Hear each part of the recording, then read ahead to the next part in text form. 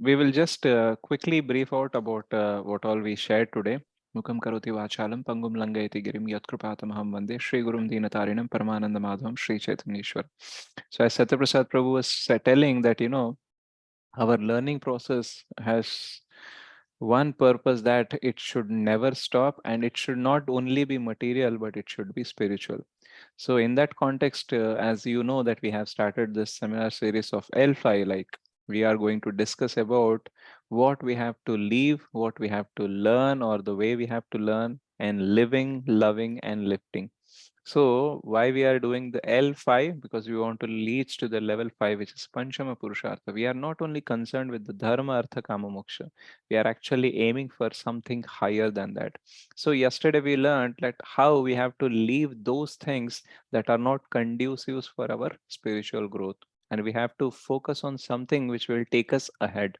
So as a part of that, today we will learn about why we have to learn. So we see that most of the times the people, situations, and all those things are there to teach us either what to do or what not to do. Right? Sometimes people come in our life, they behave very rudely.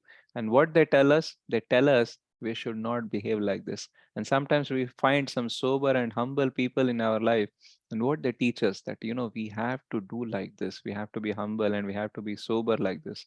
So Krishna will try to teach us from people, from situations, from books, from anywhere else. Unless we are ready to learn, we cannot identify those things. Many people will come in the life, they live for some time, they die, again they take another birth. So this keeps on happening, but over a period of time, they have to understand that, there is some purpose of their coming and all. But we see that most of the people just come and go. Srila Narottama Das Thakur says, like, people will come and go without knowing that they have to chant Hare Krishna, they have to serve Krishna, right? So we are very fortunate that we at least came to know that, we have to take shelter of Krishna, because our Krishna consciousness process is about Buddhi Yoga. That means we have to sharpen our intelligence and use our intelligence in doing the yoga, that is connecting to the Supreme Lord, right? So whatever intelligence we have, we should not use only to make some money, make some material gains, positions and positions. We have to utilize that in the service of the Lord. And for that, we have to be very much open. So we have to learn from our past, we have to learn from our present conditions, and we should also learn and read and study the scripture so that our future can be better. So learning from the past, learning in the present, and learning for the future. Now, why we are learning? So that we can confirm our ticket to Goloka. See, we are not came here in bhakti just to do some kind of, floating activity. Okay, I was having time, so I came here. Okay, I had time, so I started chanting. No, we came here with a purpose that, I want to achieve Krishna. I want to attain Krishna Prema. So that is our ultimate goal. So, in one sense, we wanted to confirm our ticket to Goloka, right? We are not going to say stay here. We are going to go to Goloka. And even if we had to stay here, we will not stay here for anything material, but completely spiritual. So this word Buddhi Yoga being used in Bhagavad Gita multiple times, like in 2.39, in 10.10, and in 18.57. So in 10.10, we see that Krishna says, Tesham satata yuktanam bhajatam priti purvakam dadami buddhi yogam tam ye namam apayantite. So when we start serving him and when we actually do the bhajan, how preeti purvakam, with love, then Krishna will give all the intelligence through which we can go towards him, or he can get us towards him. So Krishna tries to give ideas, Krishna tries to give knowledge, Krishna tries to teach us either through difficult situations or some fulfilling or some kind of, happy situations. So we see that, Krishna is always trying, but the point is, are we trying to learn? Okay. So Krishna can give us some ideas. Okay. But if we are not in a constant learning process, what will happen? Even the ideas will come, but we'll not be able to execute. Right. So whether we are a normal devotee or a pure devotee or whoever, Krishna will try to give each and everything that can take us back home, back to Godhead. But the thing is that we have to be ready. Right. Suppose you get a job offer, but if you are not qualified enough to perform that job, even though the person wanted to do a favor to you by giving a job, because of your inability to perform in the job, you will lose the job. So similarly, our constant learning process will help us to take up so many opportunities in serving Krishna. And one of such opportunity you can utilize when you are constantly reading the Shastras. Like we see that, in our college, in our school, we study. Okay, we study the books, we write the exams, but over a period of time, we stop studying. All right, almost 90% of the people doesn't read any new book after their college education. They just spend their life. They might learn something related to their job, like if someone is software, he might learn some a new language or new technology like that, but they doesn't like or they doesn't read anything that can actually elevate their life mentally and spiritually. So we are from that rare category where we are trying to study, read something that can elevate our life, not only just elevation, but take us back home, back to Godhead. So our study process has to be continuous, and the study of the Shastras is also like a seva to Krishna. Krishna says that this is called as worshipping through your intelligence, right? So we worship Krishna by taking his name, by controlling our mind, right? So what we are doing, we are serving Krishna through our mind. When we go and clean the temple, do the garlands, or do any other service with our hands and legs, what we are doing, we are utilizing the other limbs of the body to serve Krishna. So similarly, when we study the Shastras, when we try to learn, then what we are doing, we are trying to worship through our intelligence. So Buddhi Yoga means using your intelligence to go near to Krishna. So sometimes Lord gives us dramatically this learning, sometimes he will give us, by putting in a traumatic condition. Just like when we see a pastime in Srimad Bhagavatam, when Krishna's disappearance happens and the queens of the Dwarka were being attacked by cowherd men, and Arjuna tries to protect them, but he fails to protect them. He actually single handedly checked the whole Kaurava army in the Virata Parva, but he could not check the cowherd men, right? So, generally, a Kshatriya is so powerful that even that, when other kshatriyas in thousands or lakhs, or also if they attack, he can actually protect, but he was actually got defeated by cowherd men. So it was very surprising for him also, and it is very pathetic if a kshatriya get beaten up only because of this cowherd men, right? If a powerful kshatriya beats him up, defeats him, then she can consider it as a glory, right? But if he is getting defeated because of them, and if he's failing to protect that which belongs to Krishna, then he feels more bad. So, generally in our life, there are two things: one, with which we live, and second is what we live for.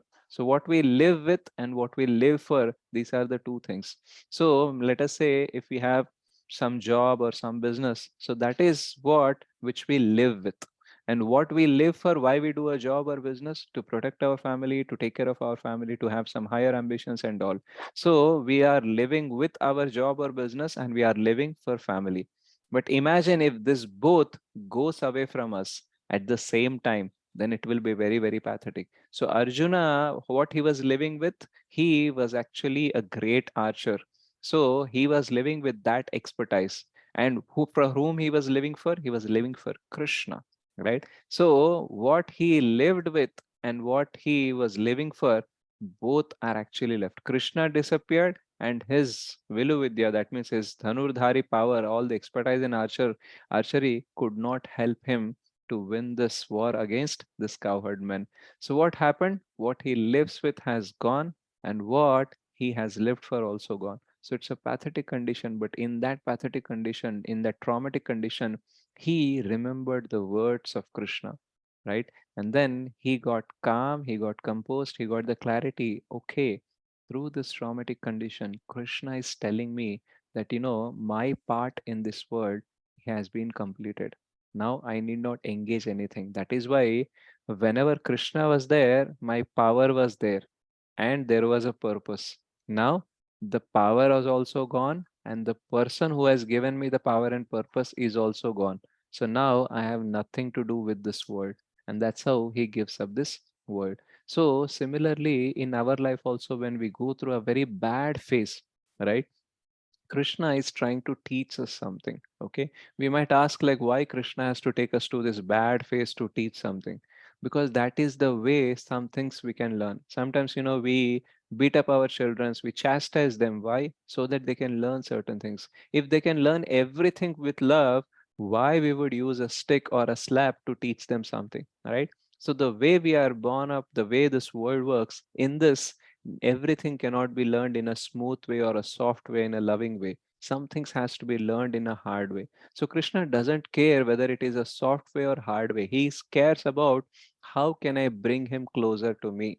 Whether if the hard situation can make him learn, then I am ready to take the hard situation. If soft situation can be used, I will use that also. So whatever is useful to take him closer to me, I will use that. So that is why we should not complain or we should not feel bad when we are going through the bad phase of life, because that is also there for our learning. When we talk about dramatical way or in a very empowering way, we will see that, Srila Prabhupada, even though he was a pure devotee, he could not have the blueprint of what he is going to do in his whole life from the beginning itself. No, every time he just explored step by step, and that's how the picture was getting clearer, right? So one day what happened, he met a postman, and that postman told, Prabhupada, you are actually writing this Back to Godhead magazines and all. These are some pages. What people are doing is they are just reading and they are throwing it. Some people are not reading also properly and they are throwing. But if you can make a book, right, people will not throw it. They'll keep it in their house whether they will read or not, right? So the possibility or the probability of reading will increase. So when Prabhupada heard this, he didn't consider the postman as a postman, but the postman as the messenger of Krishna or messenger of his guru. Oh, through him, actually, Krishna and Guru are telling me to write books. So the re-emphasize of the instruction of preaching was actually got there. So what happened? Prabhupada has learned from it. So for a devotee, when he wants to serve Krishna, the whole world becomes super active, right? So whatever he see, wherever he see, he tries to connect something to Krishna, and he wanted to utilize everything in the service of Krishna. So when we are ready to learn, this world will becomes a university, and Krishna will become the universal Guru. Krishnam Vande Jagat Guru. So in Srimad Bhagavatam, there is a pastime of a sadhu who actually had 24 gurus. He made the sky as his guru, he made the sword maker as his guru, he made a prostitute as his guru, right? So he was learning from anything and everything. So this world actually is there to teach us, right? So we see that sometimes, people join college, but they don't study. Their purpose is not to get good marks and get out of this college. Their purpose is to just waste the time, just ruin their life, right? So maybe they had some other different background, different purposes in their mind. But we see that not everyone who comes to college comes to study, right? So similarly, many people will come to this world, but only few think about going beyond this world. Otherwise, other people, they come and go, they come and go, they come and go, they'll just continue this chakra of janma mrityu jara vyadhi. So we have to make a choice whether we want to be like normal people who just come and go without having any knowledge, or we want to be the person who has come here, who want to utilize every minute in learning something so that I can go beyond this world. We are in this world, but our purpose is not to stay in this world, but to go beyond this world. So it is our choice whether to make this universe as university, or make this universe as one place like a hotel or something where we are coming and trying to squeeze the enjoyment and we are just dying.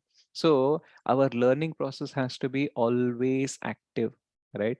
We see that after college, how many new books we have read, right? In the year 2022, how many books did I complete, right? In the 2023, what is my target? What all books I should read, right? So in the 2022 or 2001, what all courses did I do? Did I do Bhakti Shastri, or the next year can I do it? So Bhakti Shastri, Bhakti Vaibhav, we have higher education courses in our ISKCON, right? We have institute in Vrindavan, Vrindavan Institute for Higher Education.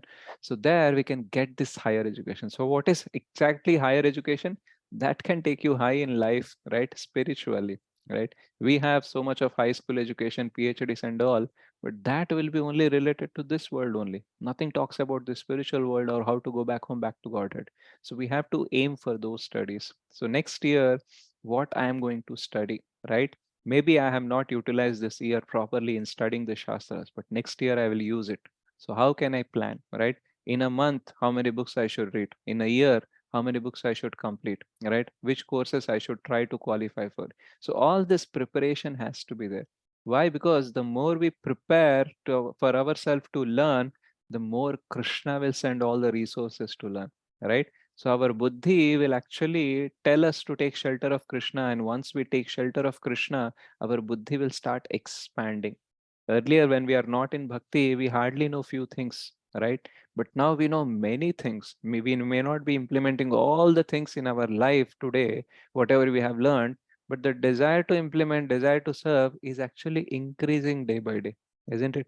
So that is happening because Krishna is reciprocating. So often Srila Prabhupada says, if you are willing to serve Krishna, Krishna will send you all the guidance, right? So as a Chaitya Guru, he exactly understands what we want and what is our attitude.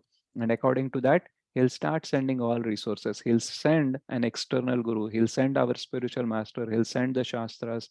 He'll send the association. Everything that is required to serve him, he actually sends. What we have to be? We have to be very much active. The opportunities are coming at every moment. But if we are not alert, what will happen? We will lose it. Just like when we watch a movie, if you are alert, you won't miss any scene, right? But if you are not alert, if you are thinking here and there, the movie is going only, right? And you miss the fun. So similarly, there is a lot of fun in learning the things, right? Even from a pathetic condition, you can learn something that can be life changing. And the more you learn, the more refreshing you'll find yourself. Many people are like, given up on their life. Why? Because they don't learn, right? If you start learning, then your life will be rejuvenated every day. Every day morning, we have to be like a child, like today I'm going to learn something new. Whatever I could not be able to do all these years, today I'll try to do something new about that. So learning new keeps you alive, right? So we'll talk more about this living tomorrow and how this learning will help in that. Okay. So thank you so much. Srila Prabhupada ki Jai.